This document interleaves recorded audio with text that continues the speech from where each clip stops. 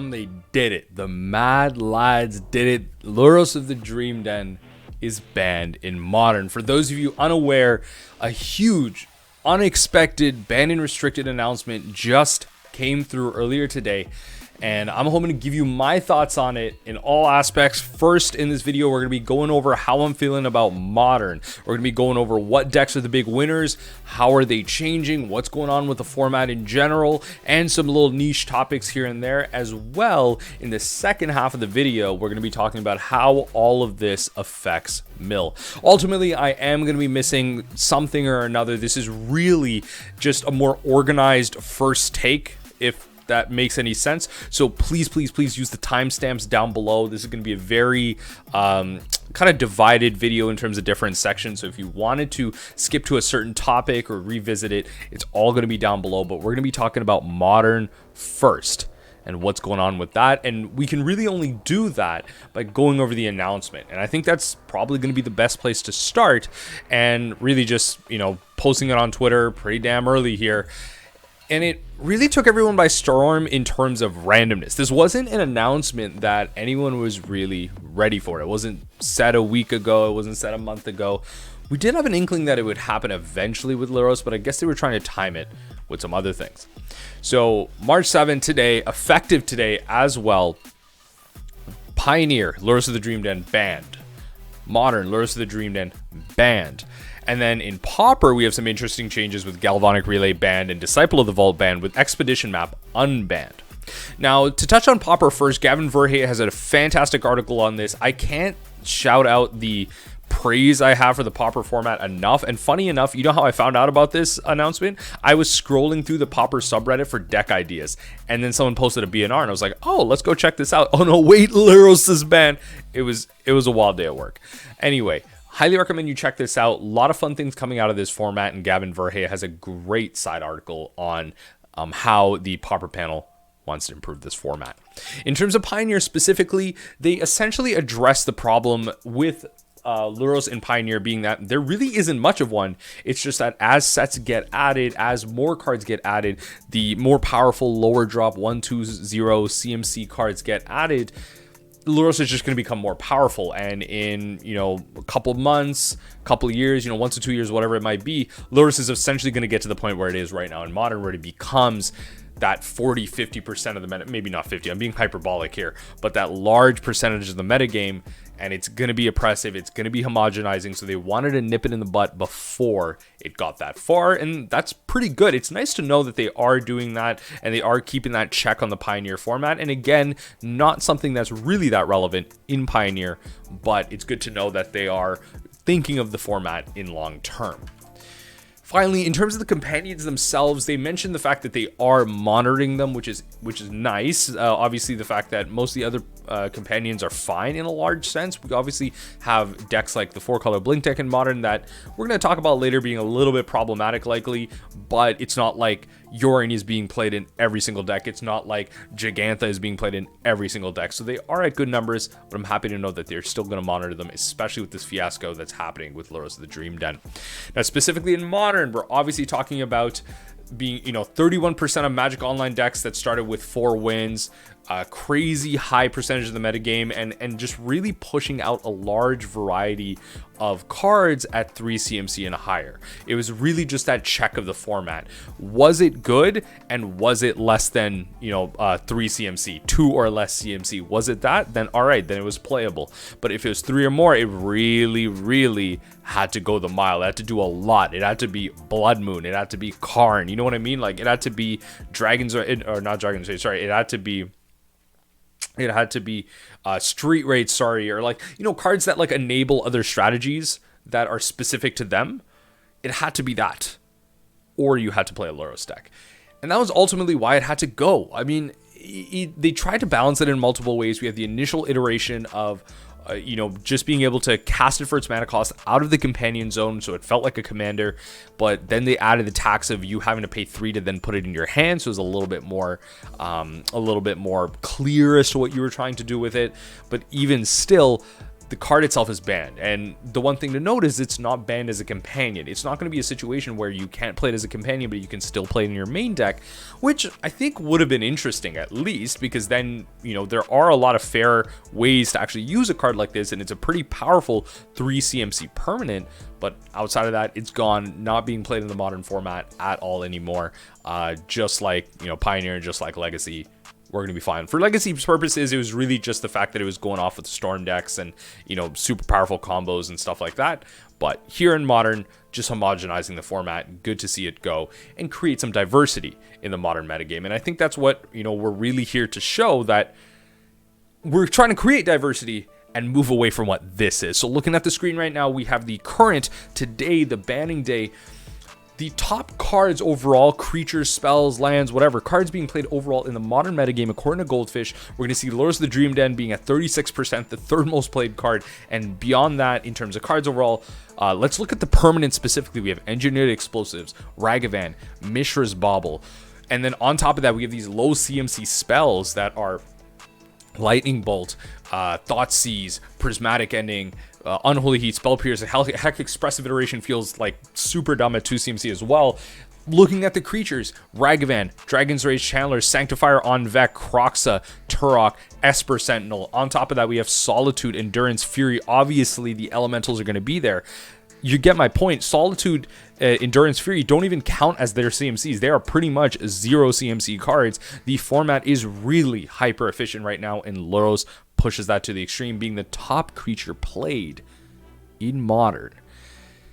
It's getting wild. It's getting wild. So let's talk about what's going to happen in terms of changes to the Modern format. There are obviously a lot of Lurrus-based strategies out there. I'm not going to really touch on the non-Lurrus-based strategies. There's a lot of deeper discussions to be had. There's going to be a ton of podcasts, a ton of content out there. I'm just trying to hit the broader points here, hit some specifics. So hopefully all of the content put together can give you the total picture here. But let's talk about some of the big changes. First and foremost, in the metagame, we have obviously decks like Jund, Hammer Time, Burn, Death Shadow, lots of decks that took advantage of Lurrus. How are they going to change? Well, you know, especially with something like Hammer Time, it's going to be a little bit more obvious off the rip, because we do have low CMC permanents in this deck. We're going to be able to, you know, recast everything in here. You even have Stoneforge Mystic really only able to get Hammer or Shadow Spear. But now we're going to see the return of some of the decks that actually have been played historically. Some pilots don't even bother with Lurrus. They're going to be playing now with cards like Sword of Fire and Ice, with cards like Cauldron Complete, and oh, I thought I listed one more, but yeah, Sword of Fire and Ice and Cauldron Complete.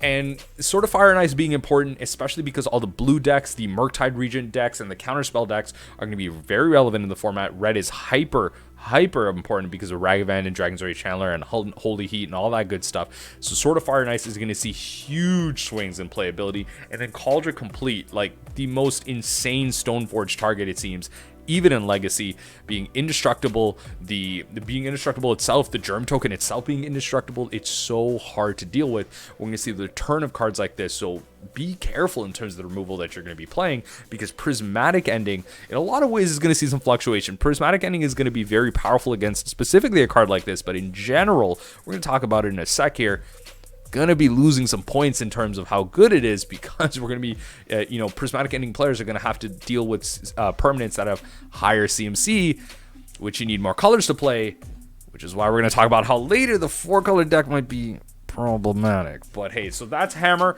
And again, some of the decks, if you look at some of the Hammer decks, if you look at some of the placings for this deck, you will see random 5-0s and places in the challenges where people actually haven't been playing Lurrus. They've already been doing this. So it's not too far different. People have a template, and I assume this is going to be one of the first transitions that we're going to see out of the Modern metagame. Next up, I want to talk about the Jund deck, the Zoomer Jund deck. The Zoomers are gone. Back to the Boomers. We're going to be seeing a big return of some big name cards. That's going to be cards like Liliana the Veil. Liliana the Veil feels like it got unbanned from this format. And who's to say if the card's even good at all? Ultimately, a lot of people are going to be testing this card to see where it goes, but that's the point. The first week or two of Lurrus being banned, you're going to be seeing Liliana all over Jund. It's going to be plastered everywhere because now there's no downside to playing it. right? And it could be correct that you don't want to play it, but ultimately people are still going to be playing it.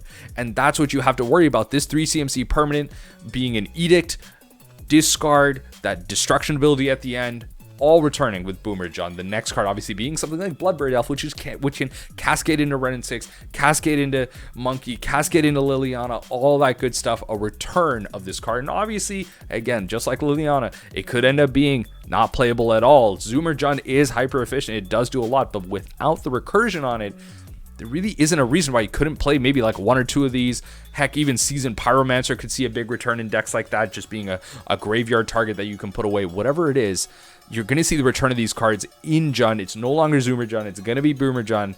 A lot of things are coming back, especially in the sideboard in terms of the cards that they're going to run with. You're going to see a big return in cards like that. Lastly, I believe this is lastly anyway. I might talk about one more deck, but I want to talk about Death Shadow because I feel like this is going to be the deck that gains the most. Now, listen, hear me out on this one. So, thanks to Lurrus of the Dream Den, we obviously have been seeing a return of cards like Dress Down, right? Dress Down is going to be able to be played out of the graveyard, especially because it sacks itself. We can recur cards like Kroxa, bring back Death Shadows, dash in Ragavans, all that good stuff. We're going to be seeing those, but now that that's not here, guess what card returns? Remember this sucker? Stalwart of Living End and many combo strategies of old when Monkey was Mana Monkey was still legal. Street Lady is going to come back, 2 damage to its owner to cycle it away, obviously enabling the Death Shadow strategy, drawing more cards, putting a card in the graveyard, which is going to matter for Murktide Region. If you thought Murktide Region was a problem in the modern metagame right now, guess what deck already plays Dragon's Rage Channeler and Ragavan and counter spells and cheap interaction, putting cards into their graveyard? Death Shadow. Why wouldn't Death Shadow just play like 2 to 3 Murktides? You know, people are talking about how Gurmag Angler might come back. Nah, we got a better Gurmag Angler. One that grows second copies, one that flies, got that evasion, got that big body on it. And then you have, again, cards like Street Wraith that are going to be enabling something like this, as well as enabling Death Shadow. I think Death Shadow is going to be wild. Like, I think this is going to be... I think that Death Shadow, in my mind, should be the mid-range deck of the format. I think Jund might be close. And ultimately, the mid-range control deck that's going to take over the format, the deck that's going to take over the format is probably going to be 4-color Blink, which is what we're going to go over. But the true tempo deck... Sorry, I said mid-range this whole time. The mid-range deck of the format is going to be 4-color Blink. The tempo deck of the format, the Delver-style strategy, is going to be Death Shadow. I think Murktide is going to take a close second. It might be better because of the mana base. It might be better off that way, and you just don't have to work with multiple issues. But you might see a big return in Temur Battle Rage because the dress down versions right here that don't play TBR actually have a pretty bad matchup against graveyard decks, such as Dredge. So I know Dredge is going to definitely see some play if Death Shadow is going to go up, but they might go back to TBR, which brings this matchup up a little bit more. And then you're going to be seeing Murktide Region, you're going to be seeing Street Wraith, lots of high CMC, high level threats, and lots more aggression. And I'm not sure if Murktide Region, or if the isn't Murktide decks, are going to be able to, keep up with that. I think the deck that stands to lose the least, honestly, is just going to be Burn.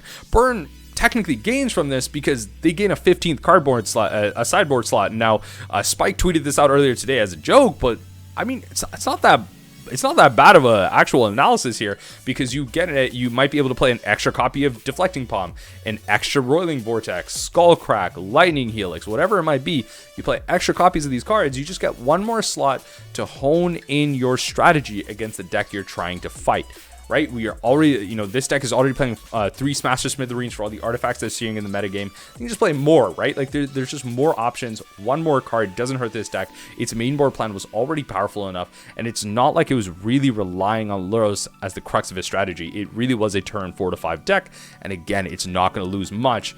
And at the end of the day, when it comes to uncertain metagames, shakeups, and everything, tried and true. Burn's strategy never changes. It's always direct. It's always in your face. And when people are going to be testing out random brews, random cards, Burn is going to be doing exactly what Burn does, and it's going to run over everybody trying to do anything different. So this is going to be a deck that you really have to be ready for in the next 1 to 2 weeks, especially in the modern leagues. Maybe not so much in the challengers. In the top decks, there probably will be enough life gain and enough ways around Burn to deal with it. But again, in the leagues, at your LGS, this is going to be something that you will have to deal with. The Burn players are going to come out of hiding in full force, especially the prowess players. But again, be ready for red aggro. They only stand to gain from a change like this. I wouldn't, go so far without mentioning the mill deck. I think in concept, in a level 1 thinking, okay, there's multiple ways you can think about it. Level 1 thinking says that mill doesn't change that much. Now, we're going to be going over mill in depth, the level 2 thinking, the 5-head thinking, all of that. We're going over that at the second half of the video, so I don't want to touch on this too much. Another strategy that is good, that will spike tournaments, that will do really well in the modern metagame, plays Lurrus, is mill, and doesn't really change that much when you think about it from a level 1 perspective. But again, we will be going over more in depth. Check those timestamps below later in the game. Later in the video, sorry, game. What's the big winner of this format? And I've said it a couple times. Let's be honest here. It's 4-color blink. A strategy that wasn't playing Lurrus. Cool. It's playing a companion. We already understand how the companion mechanic is busted. They are monitoring this mechanic. They have nerfed this mechanic, and after nerfing this mechanic, they still had to ban Lurrus of the Dream Den, taking advantage of a thing like this. It has all the standings to beat some of the cards that we're going to see in Rise, right? Like, we're still going to see Dragon's Rage Chandler. We're still going to see Ragavan. So still playing Prismatic Ending. We're going to be seeing cards like Murktide Regent coming out into the air while they're playing Ice Fang Coatl. You want to deal with cards on the board? Play more Ice Fang Coatl. We're going to be seeing lots of value. Think about playing something like Liliana the Veil. What does discarding 1 card a turn mean when they're playing 4 Abundant Goats, 4 Spreading Seas, Omnath to replace itself, Ragavan to steal their cards? There is so much value in this deck. There's no way a Liliana the Veil is going to drown them out in value. And think about all the Cascade decks. Hey, Bloodbraid Elf is going to see some play. 4 Teferi Time Raveler in the main. That's a joke. Nice try there. So there's a lot going on with this deck, and again, it's going to start with Prismatic Ending, mentioning the fact that obviously Prismatic Ending decks will have a harder time trying to get and deal with some of the higher CMC permanents that are going to be played. Again, Seasoned Pyromancer, Liliana the Veil, Bloodbraid Elf, first things that come to mind. But that's not a problem when your deck is playing multiple colors, like 4-color blink. You're going to be able to get that really easily, especially when you're thinking of a card like Abundant Growth, helping that out. And heck, they're even getting more options at instant speed with something like March of the Otherworldly Light, and they have plenty of sideboard cards that can deal with anything. This deck truly does it all. Lastly, again, I have to mention Omnath, Locus of Creation, a card that at the end of the day, if you let your blink opponent untap with this card, it is game over, and I shouldn't have to explain that at all. I'm talking about these cards at higher CMC that are going to be playing in Jund. I'm going to be, talking about cards like Sword of Fire and Ice. Obviously able to get around a card like this, but again, Sword of Fire and Ice. We got March of the Otherworldly Light, Prismatic Ending. Like, there's so many ways to deal with that card, and obviously it does dodge a lot of things. You're going to be, with Sword equipped on a creature, you're dodging Fury, you're going to dodge Teferi, Renin 6, Unholy Heat. You're doing a lot, but you also have to get past the absolute slog and the absolute wall that is this deck in terms of dealing with Ice Fang Coatl, Unholy Heat, March, Prismatic, Counterspell, Expressive Iteration for value, Omnath hitting you in the face if they're getting 3 land drops, all of that stuff combined together. And then finally, we might even see the return of a card like Jace the Mind Sculptor, and a card that hasn't really seen a lot of play just because you do want to be more efficient than a card like this. There are better ways to gain card advantage, but the metagame might slow down enough where this actually is the type of card advantage you want. It might not exactly be Teferi 5. You might see this return as a 1-2 of in certain blue control decks, as well as the blink strategies. Ultimately, for the blink decks, it might just be that 5 Fairy is better, but you will be seeing a solidification of a card like Jace the Mind Sculptor to deal with those one-off creatures and then grind out the Liliana the Veils, grind out the Bloodbraid Elves, whatever it might be. So this is going to be a fantastic card that you're going to see return. Hopefully, you got an answer for those one-offs. So right now what I want to do to slowly close out the modern section of this video is go over some of the last little crumbs, the leftovers on the plate in terms of how I think the modern metagame is going to change. And firstly, I want to talk about the graveyard. So obviously with Lurrus gone, there's going to be a little less, there's going to be a lot less, I should say, not even a little less, a lot less use of the graveyard in general. So we should see a general reduction in specific graveyard hate, although not really a reduction that's going to really change much. Ultimately, Endurance is still a powerful Magic card. We're still going to be seeing cards like Rest in Peace be relatively powerful if cards like Crocs are going to be played in cards like cards like Murktide Regent, especially Dredge and Reanimator. You know, a modern format that's so diverse, even with Lurrus gone, we are going to see some type of graveyard hate leave, but we won't see the concept of graveyard hate leave at all, because unfortunately, thanks to, you know, for sets like Modern Horizons 2, we have cards like Endurance that ultimately see no downside to just being played. It is just a free flash 3/4 that you can play that has this pretty sweet ability tagged onto it, so it's not really a downside to have it in your sideboard just as an extra threat to deal with certain type of strategies along with graveyard strategies. So that's, I think it's going to be you know, no net difference. We're going to again see specific cards go, but I think in large, graveyard hate is here to stay. Maybe for the first week or two you can pull out your Dredge deck, you can pull out your Reanimator strategy, but after that, I think the 4-color Omnath decks are really going to beat you out of the water, so be very careful with that. Finally, in terms of the companions, I think in general, as I've mentioned, the companions aren't really going to change in terms of their play. You might see maybe a random Gigantha or two here and there, and heck, even with the red decks, you might even see a return to Obosh, right? And, you know, the red decks were playing Lurrus to stay Lord of the Ground. You might even see the return of Obosh red. But the big one is going to be cards like Kahira and Yorion, which funnily enough, the big change that added 3 mana to the companions to put them in your hand in large ways was to modulate a card like Lurrus of the Dream Den, and obviously cards like Gyruda, which were part of a combo strategy. But even the Gyruda deck wasn't even that great. It was really just to modulate Lurrus. Now with Lurrus gone, you could actually return to the old companion rules, and it would actually be a nerf to Yorion and Kahira and cards like that, right? So right now, you don't even see Yorion get played a lot and put onto the battlefield. Yorion usually gets put into hands to get pitched to like Subtlety or Solitude, and the same with Kahira. It gets put into hand to pitch to Solitude and Endurance. In a lot of ways, if you return to the old mechanics, you would actually increase diversity by bringing back the Gyruda decks, and you would actually nerf the companions that you have right now in Yorion and Kahira. So just food for thought there. I don't think much is going to happen. I think the Yorion deck is fine. I don't think Yorion is the problem in the 4-color Blink deck. I think it's just going to be the elementals and all those cards coming together. But just, again, food for thought. I thought it was interesting to think about the fact that if they just went back to the old mechanics, it would actually be a net positive for the companions, hypothetically. So, yeah. Right now, in this section of the video, we're really going to end off the modern section. Okay, so if you were just here for what's going to change in modern, how am I affected in terms of what I'm playing, what are the changes, what are the big winners, obviously that's all there. Timestamps below if you needed to repeat it. But let's go through a TLDR. We're going to see an increase in the average CMC of decks.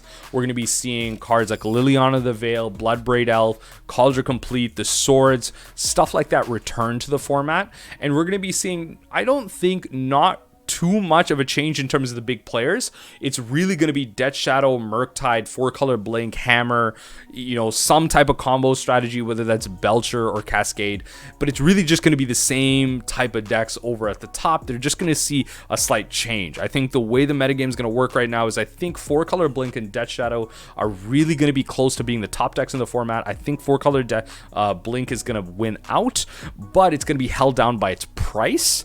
And then Death Shadow is going to be very close second, gaining Murktide Regent and Street Wraith. And then is going to come Hammer, the combo deck, Murktide, whatever it is. The players are still going to stay the same. It's just the way they're played and the threats you're going to have to deal with are going to change in Modern. And I actually think this makes the format less diverse and more focused. You're going to see the format be very top heavy. You're not going to see the spread as much in the tier 1.5 to 2.5 decks. those decks are going to become a lot less playable, and it's going to be best just to play these hyper efficient decks that are playing the 3 CMC permanents, that are playing the low cost permanents that were being played with Lurrus, and all that put together just means, again, Modern's going to be a little top heavy. Let's talk about Mill. What happens to Mill? And I already kind of talked about this a little bit earlier in the section. Talked about the level 1 thinking, right? And what do I mean by level 1 thinking? Well, that's just going to be the baseline, your first reaction. What are you thinking about when we see a Mill list like this? Delthar did pretty good in the challenge with this. We're seeing Lurrus, Tasha's Idiot's Laughter, a bunch of good stuff. We can recur stuff with Soul Guide Lantern. What's our first reaction? Well, ultimately, it's that Lurrus in the Dream Dev doesn't change much for Mill, right? This is a list from technically a while back. Shout out to, friend of the channel, Kumbak, for, 4th place in the Modern Challenge with this. 2 Ashioks main, no Lurrus. This was a while back. They were even playing Fraying Sanity. This was a while back, right? And I believe I actually did an interview with them on this, so check that out on the channel if you want. But Mill was a deck before Lurrus, and it will continue to be a deck after Lurrus. So no need to worry about that. And obviously with something like this, you're going to be able to see some of the options that we're going to talk about. The Fraying Sanities, the Ashioks. We can now play 3 CMC permanents without really thinking about it that much. So let's talk about that. That's that level 2 thinking. See, this is me Google searching the little images in between. We can talk about the 3 CMC permanents that we're going to that we can play, because that's level 2. Oh, now I have more options. There's no downside to actually playing cards like this. Well, I'm here to burst some people's bubble. If 4-color Blink is going to be the top deck in the format, you are not untapping with Fraying Sanity or getting any value out of this card. Don't play this card. I'm going to be honest with you, don't play this card. You're going to lose every single time.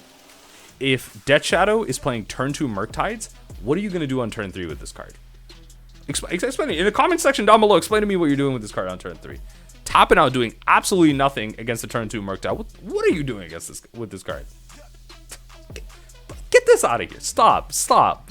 Don't play this.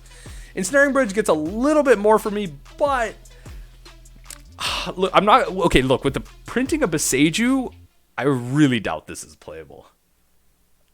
Have I hurt too many feelings there? Did that hurt a little too much? I don't think this is playable. You can try it. And I think at an LGS level where you know what your opponents are doing, not everyone has infinite money at an LGS. Like, okay, you can get away with it. But if you're playing on MTGO, you're playing at a tournament level, you're going to be seeing the best cards in the format. Again, in a world full of Beseiju, cheap interactive counter spells. They're playing Murktide on 2. You're playing this on 3. Like, I'm not sure this is going to be the type of card that actually buys you the time you need like it did previously, especially with the format just being so efficient, getting so many nice answers to artifacts. I would just leave this to the Karn packages, folks. I don't think this is it, okay? The last card I want to mention is going to be Ashiok Dreamrender, and this is going to be the card that I think wins out by a mile. There's now no downside to playing this card. I would say this is probably still a sideboard card, but you could run it in your main board. You just would have to make some changes to it. But again, your opponent can't searching the library. Stopping your opponent from searching their library, very important, especially against the 4-color Blink decks, preventing them from getting the lands that they need to deploy the spells that they need, as well as stopping Red and 6 from coming down and bringing back lands and doing whatever, stopping the Red and 6 ultimate. And then against decks like Death Shadow and heck, even the graveyard decks, exiling their graveyard away so that they cannot play cards like Murktide Regent or get any value out of things like that. That's going to be really important, especially the milling. The fact that it mills, then exile is going to be really important for cards like Profane Memento against the burn deck. So something like this has applications. Something like this has applications everywhere. Over 5 turns, you're going to be able to mill over 20 cards, exile multiple times. Exiling is still going to be relevant. Again, the graveyards are going to be seeing a little bit less use. It's going to be seeing a honing, right? Like, we still have Dragon's Ray Channeler, we still have Murktide Regent. There still is a big reason to be exiling and dealing with the graveyard. And again, Ashiok Dreamrender is probably going to be the next best way we have to deal with this, because now Soul Guide Lantern doesn't have that, oh, we can just recur with Lurrus. That's not a thing anymore. Okay, Soul Guide Lantern is just a hyper efficient 1-drop graveyard removal spell that you need early so that you can deal with shuffle effects. Now that you have that, you also want to be playing. Ashiok Dream Render. What's the 5-head thinking? We went through level 1 where not many changes happened. We went to level 2 where, we can now play 3 CMC permanents that, without really any downside, we can mess around with Ensnaring Bridge, Fraying Sanity, Ashiok Dream Render.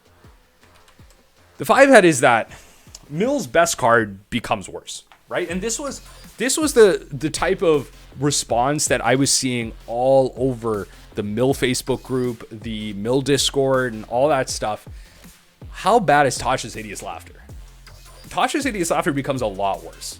Okay, let's not beat around the bush here. It becomes a lot worse. If Death Shadow ends up being what I'm predicting it to be with Street Rates and Murktide Regent, almost useless against that deck. If 4-color Blink is going to be top of the metagame, this card is useless against that deck. Against Hammer Time, they're going to be playing a lot of random one-ofs that are high CMC, 3, 4, 5, 6, 7 CMC. Going to be stopping Tasha's Hideous Laughter. You're probably going to need 2, heck, even 3 Tashas to maybe get lethal. And then you're going to have to be worried about these hyper-efficient, large threats on the board like Cauldron Complete to even worry about, next turn I can just wait around, I'll cast Tashas and I'll win the game. No, you're really not going to get there. The average CMCD format is rising. Tasha's becomes a lot worse. Now, does this become a sideboard card? I'm not sure. Okay, and that's going to be the type of thing that we have to test with. We have to play with, and we have to understand, is this going to be a card that we play maybe 2 copies of in the main? We're not playing the full 4. Are we playing 4 copies across the 75? Maybe we're sideboarding this card. That's going to come with testing. That has to be tested out. And ultimately, at the end of the day, this is the type of card that really gives us the edge against aggressive strategies. The problem is the aggro decks in the format, or historically the aggro decks with Lurrus, are becoming more mid-range, more tempo, higher CMC. So Tasha's isn't for those matchups anymore.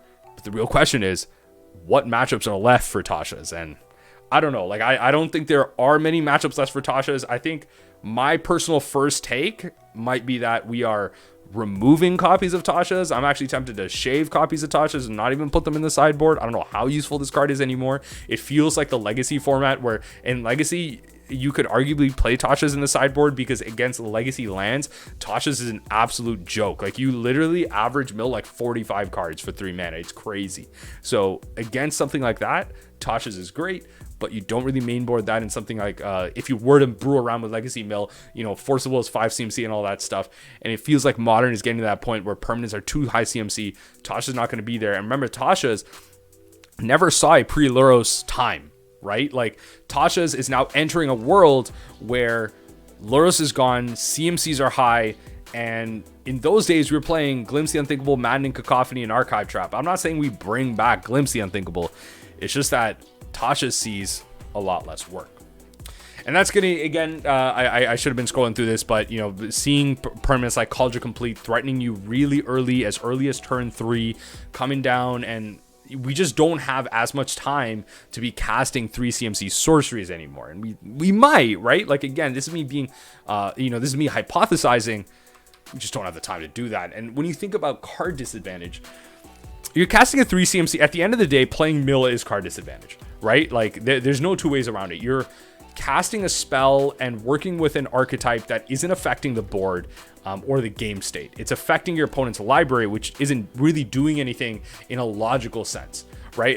In a tempo, or, a logical sense too, because you're not affecting by pure control your opponent's draws. You're just affecting the randomness. You could end up milling over all the cards that you don't want to, and they just top deck Ragavan. And did you have any control over that? No, because Tasha's is random, because Archive Trap is random. You don't know the order of their deck. So ultimately, yes, playing Mill is card disadvantage, which is why historically I've always talked about the fact that we should be playing effects that give us extreme value to overcome these, like Drown in the Loch and Visions of Beyond. We need to be playing cards like this to make up for the fact that we are at a constant card disadvantage by playing an archetype like this. So Liliana of the Veil is going to be a card that comes back into favor against a historically bad matchup, which got better thanks to Lurrus, which got better thanks to Tasha's Hideous Laughter, and actually gave us an out that we could top deck into. Unfortunately, if Bloodbraid Elf, Liliana of the Veil, other 3 CMC cards start seeing play in those decks, it's going to just end up being like a terrible matchup all over again,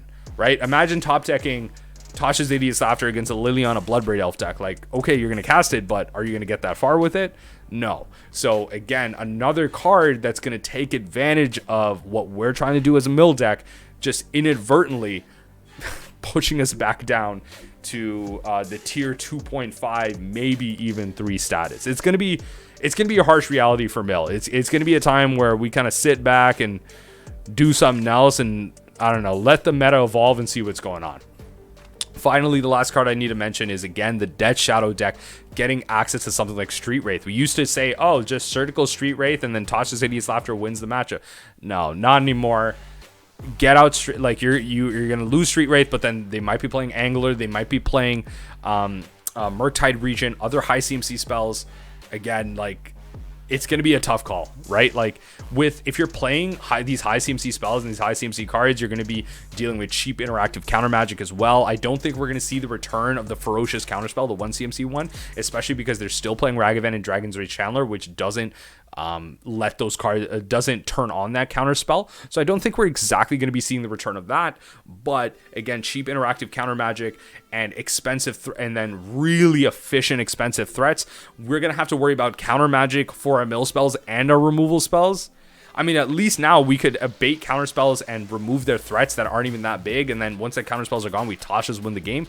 No, we're not going to get any of that now. They're going to have counters for Tasha's. They're going to have threats that we need to answer, like Murktide Regent, or we're done. Heck, Death Shadow even becomes worse, again, because on average, it's going to be a higher power toughness because you have access to something like Street Wraith.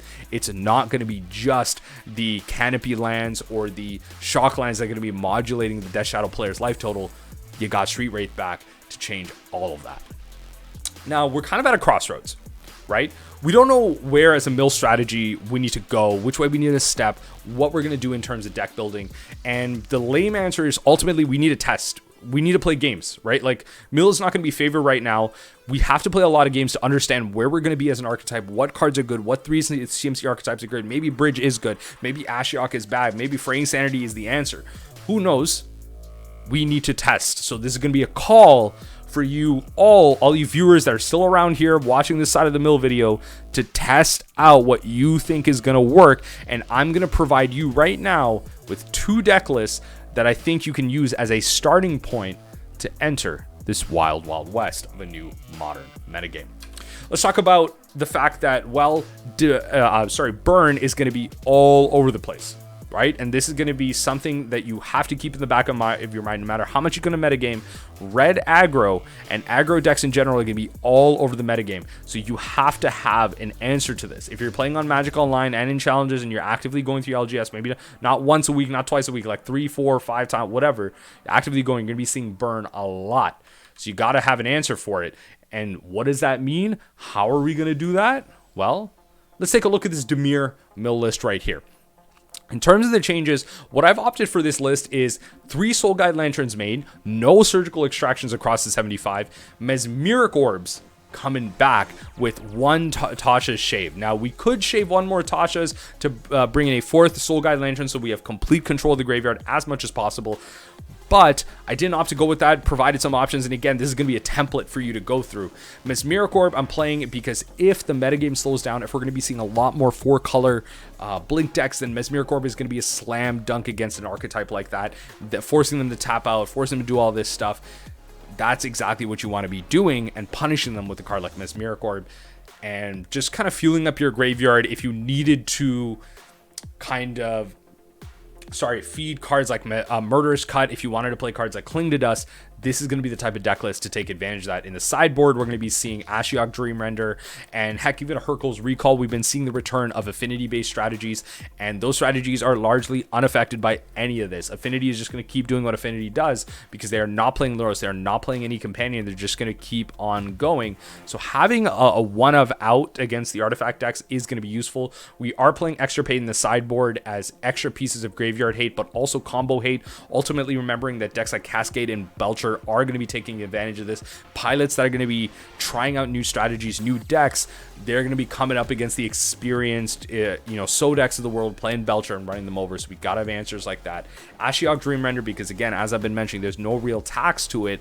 You got to try it as extra copies of Soul Guide Lantern. And then finally, the Profane Memento, bringing that in against the creature strategies that might be running around, the tribal strategies that might be running around. And then finally, as extra bits of life gain against the burn strategies. We got to have as many outs as we can. And in Dimir, our options are a little bit low when it comes to good life gain and good anti-aggro. So I wanted to kind of throw those in. You could maybe shave something and play 4 copies, but that's what I'm running right now. So that's what I got. The next option is going to be going Azorius.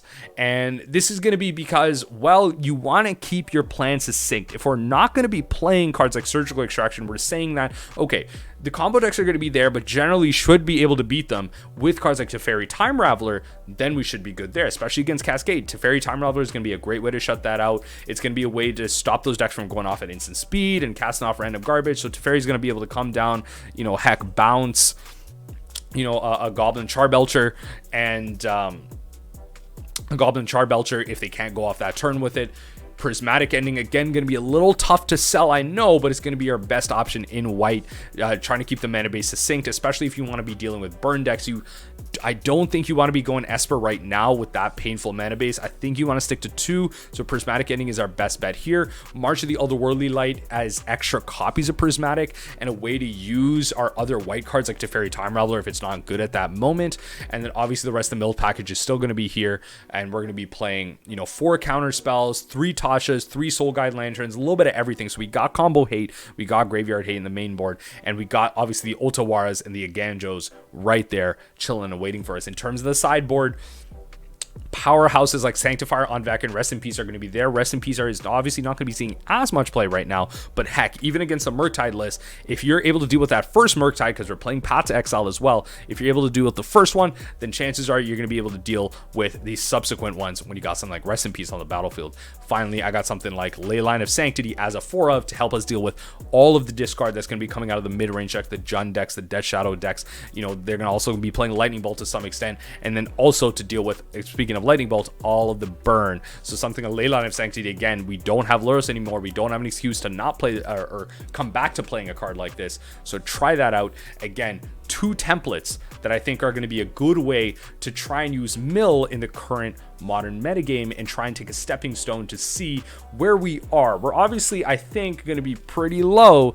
We're going to be tier 2 at best, but that doesn't mean that we can't surprise our opponent, that we can't play really good Magic to try and improve our win rate, to try and get up there in the challenges and work our butt off to show that this archetype is not going down without a fight. And that's ultimately going to be the end of my thoughts. And as I mentioned in the beginning of the video, there's going to be a lot of things that I'm going to miss. There's going to be a lot of things that maybe I've misspoke on, so I need to hear about that in the comment section below. What have I missed? What do you think about where Modern is going to go? And what do you think about where, I guess, mill is going to go in general, where other archetypes that you're playing are going to go? I need to hear it because everyone is going to be having some type of opinion or another. Check out all the podcasts that are going to be coming out. I got to shout out the fact that, an episode of the Mind Grinder is going to come out. Me and Blitz are going to talk about what's going on. So that should be another good refresh. You're going to get Blitz's thoughts on that as well. So I got to hear it. All right. I want to hear everyone else's thoughts. And this isn't just that generic, YouTube cry at the end where you try and get some engagement. No, I really need to know because I need to understand what other people are thinking. There are going to be some interactions and things that I'm missing, and I really want to know to stay informed because I got to update my Dimir Mill primer, and I really need to make sure that I have all the information before I tackle that beast. So thanks everyone for hanging out. Remember that even the impossible is possible, and as we ponder that thought, I hope you'll join me next time as we take a glimpse into the unthinkable.